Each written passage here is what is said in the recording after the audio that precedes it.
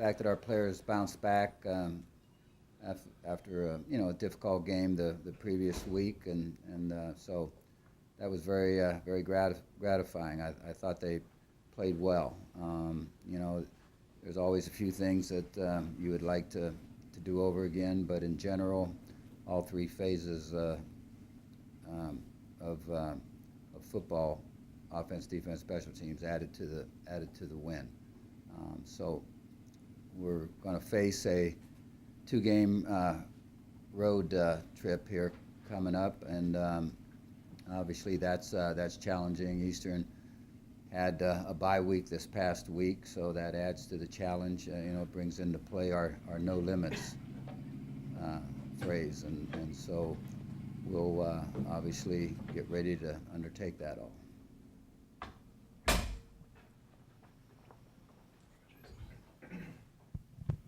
Hey, I assume they're hearing this. You mentioned it, playing a team, they're coming off a bye, you're not. How does that affect preparation? Do you do anything differently in regards to that with that fact out there?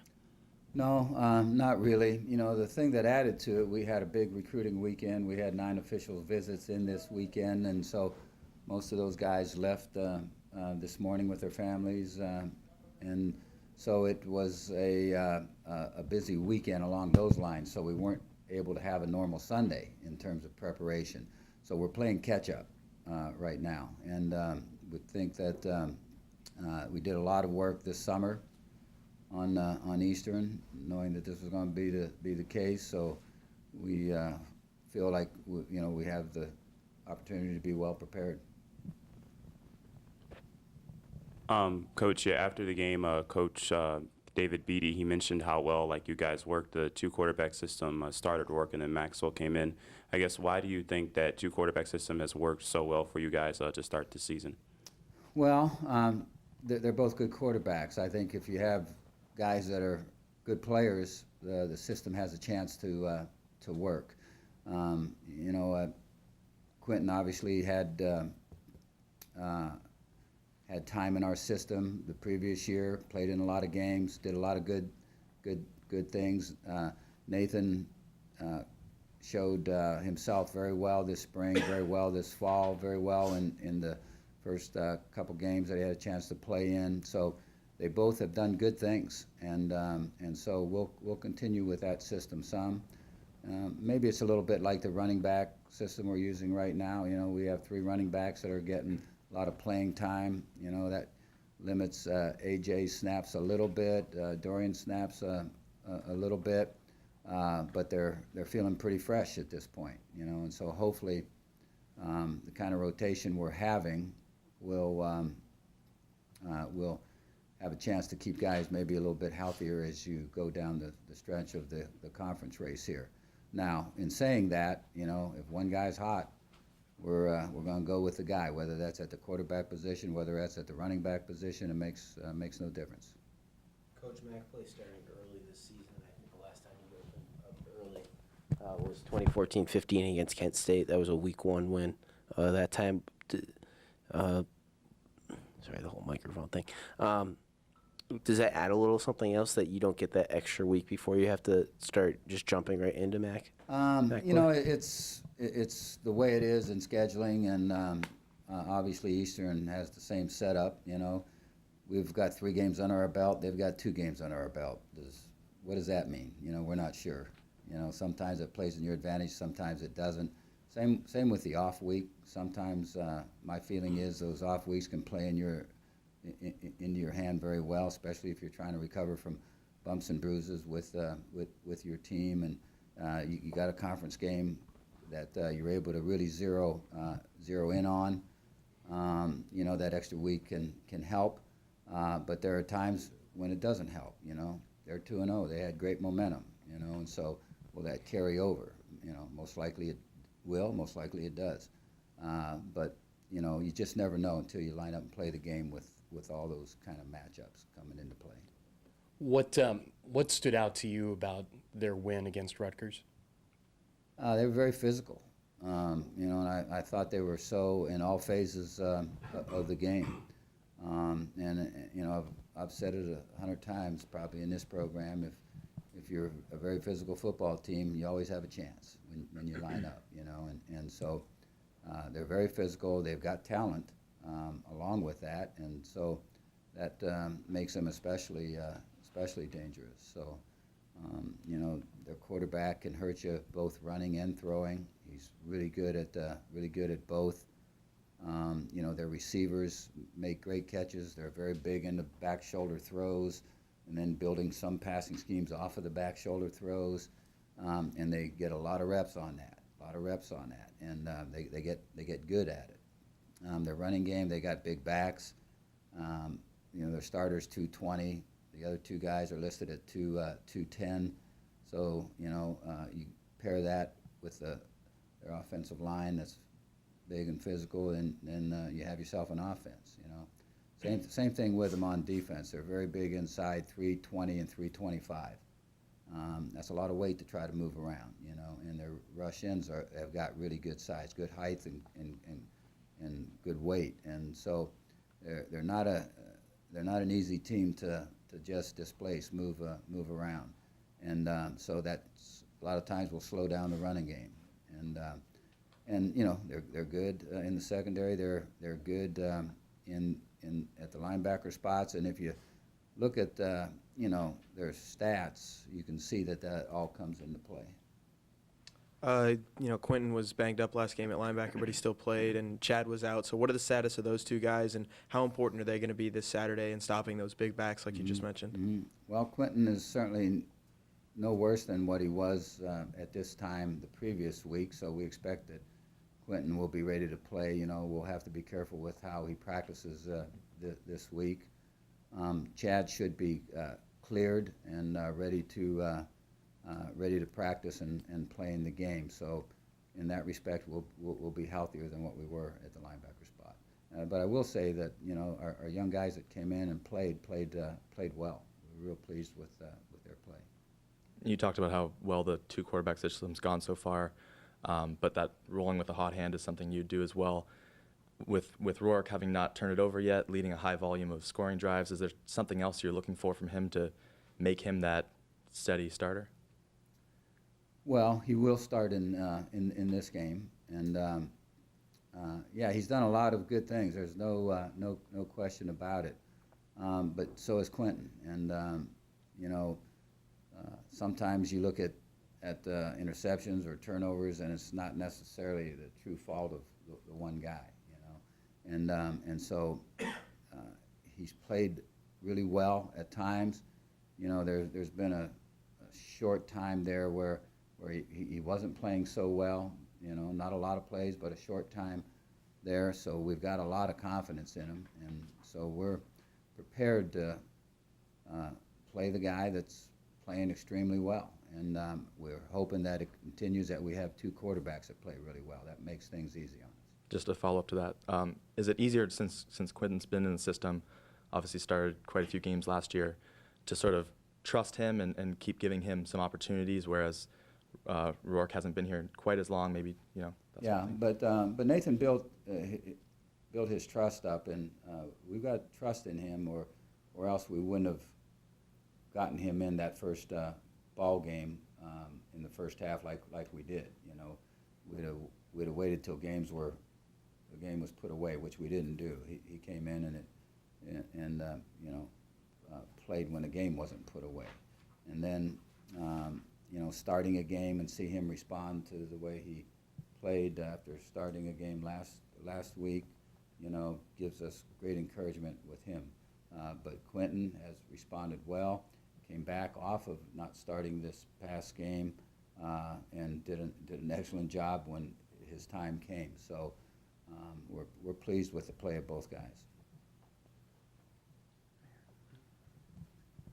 And then, Coach, Troy Mangin, he hadn't had a reception before the game against Kansas, and then two of his three receptions were for touchdowns. I guess, what was it like getting him involved in the offense, and can you continue to get involved in the offense going forward? Well, it was good to see him have opportunity to catch some passes. You know, he's got really good hands.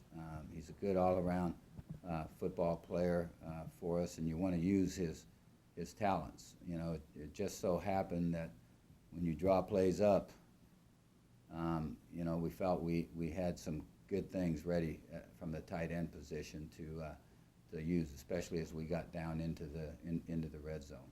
So we'll continue to try to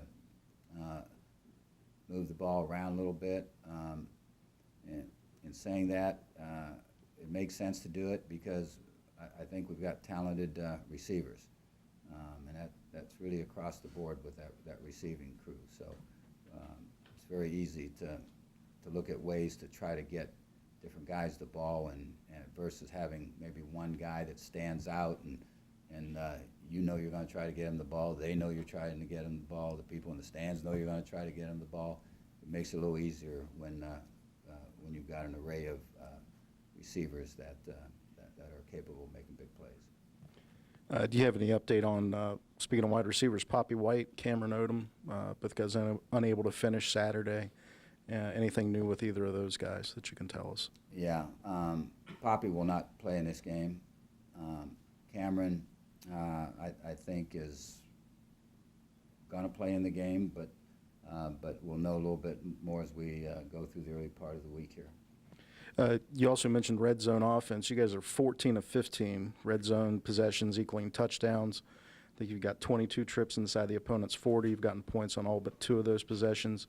What things are you seeing early in the season that have helped you be better, whether scoring chances or in the red zone? I think number one, we looked at that hard in the off season as coaches, and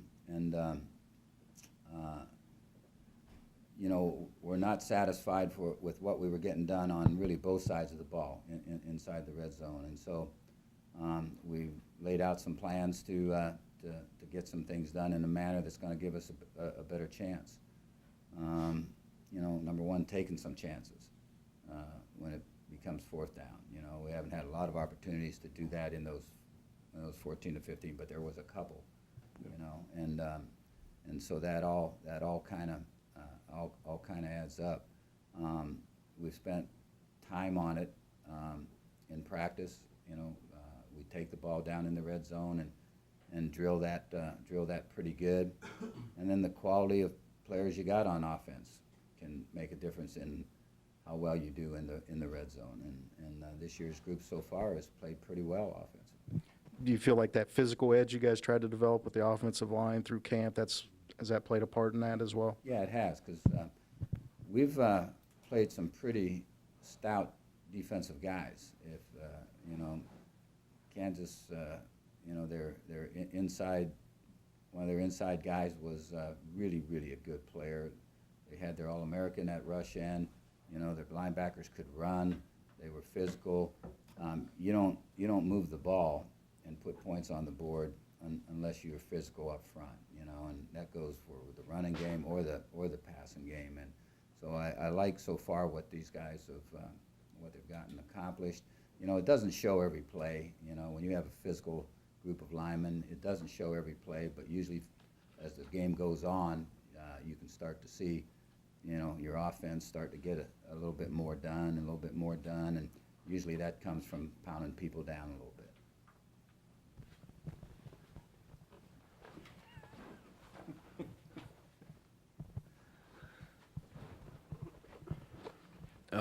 Coach, one of the big things that 2 quarterback system aside that Nathan's been able to bring to the table is an offensive spark in the sense that he has 6 total touchdowns on the year running and passing, which is the most of anyone on the offense. So can you kind of talk about how you saw that through the film when you recruited him and how he's been able to bring that to this level? His running ability showed in junior college, and the reason it did is because he had to scramble quite a bit in the passing game, and so you saw him scrambling, making plays with his legs. The other thing you saw when he scrambled was, you know, he never seemed to panic. Was always always when being under pressure, he was still able to move, get out of some tight situations, find receivers downfield, get the ball dropped off to him, and you know, a lot of that comes back into being instinctive, and I think he's got a lot of that in him, and so you know, that's certainly helped him get to where he's at right now. 2 weeks, two kind of fakes on special teams involving Michael Farkas. What have you seen that allows him to do that? Do you envision maybe more going in the future? Well, he's number one experienced player for us, and has always responded. You know, as a kickoff guy, he's done a great job. He had an errant one or two maybe this past game, but generally has done a great job on kickoffs. He's I think an outstanding punter. You know, we ask him a lot of times to sacrifice yards on his punts to pooch punt the ball and down it inside the 5 a fair number of times if you look back on his pooch punts. And so he's a really talented guy. I mean, he can add snap, he can jump up one-handed, bring the ball down, get the ball off. He can throw the ball. You know, he's just an athlete. He's not a punter or a kicker. He's an athlete. And so you're able to use that athleticism in a lot of different ways. Coach, and then also with your pass rush, you had 5 sacks, the most sacks you've had in the season in the game so far. I guess, what was it like getting that pass rush and being able to bring down Peyton Bender? Yeah. Well, that was important, obviously, because he's a good thrower. And you know he's going to put the ball in the air a bunch. So if you're not getting any pressure on him, they're going to keep control of the ball. He's going to hurt you with big and explosive plays also. You know, it's just a losing situation if you're not at least pressuring him to maybe make a few erratic throws versus him sitting back in that pocket and having time to pick out the receiver and deliver the ball. So getting pressure on him in general was great. 5 sacks is tremendous. And so we knew that coming in, you know, so we probably blitzed a little bit more than what we have some games. That probably helped us a little bit there too. And then just to follow up, yeah, I mean, you mentioned with Eastern Michigan's quarterback getting hurt with the run and the pass. Are you looking, I guess, maybe plan similarly in terms of how you were able to rush Peyton Bender and able to rush the Eastern Michigan quarterback as well? You know, it'll be a different game in that regard. We'll see how it plays out. You know, you're up against different personnel, and so I see them as being able to protect the quarterback very well. He's got great elusiveness. He's hurt people. If you go back through his films of last year, you know, he's a good thrower, but he's really hurt people with his legs scrambling, getting a key first down or 2 or 3 in a game that put points on the board for him by running the ball. And so he's an all-around quarterback. It won't be easy, but we got to find some kind of way to obviously not let him sit in the pocket and drill those throws. Now, in saying that, you know, a share of their passing game, that ball's out. You know, you can be the best pass rusher in the world, and you may have some trouble because they don't mess around, especially on a lot of those back shoulder throws. You know, that ball gets out, and so that's what they've had great success with. So we'll see how that plays out in this game, but you know, you just can't say, okay, we're going to put a great pass rush on him by blitzing him and outnumbering the linemen protecting. That ain't going to work. You know, you may do it some, but certainly you can't make a living off of that.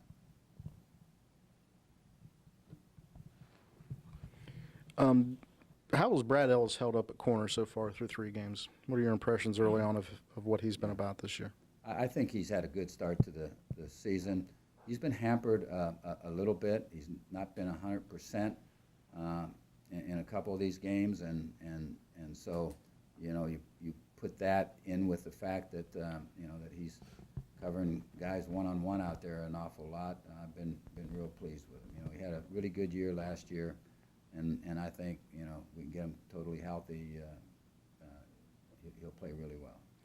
How rare is it for you to develop a starting cornerback from the walk-on ranks? That doesn't seem to be a position where a guy kind of can grow into it. You know what I mean? You either have high-level athleticism when you start and you get the reps early. Brad's followed a different course. What is it about his makeup that's allowed him to keep climbing? Well, he's a good athlete, and you start with that, obviously. But he's a very bright guy. He's a very smart football player. He doesn't keep making the same errors or mistakes time after time. He's a quick learner, and so he uses his smartness in terms of helping him be a great corner. You know, he has the ability to run and cut and do those kind of things, and he's a tough kid. So all that plays into it, but being smart can help you at actually any position.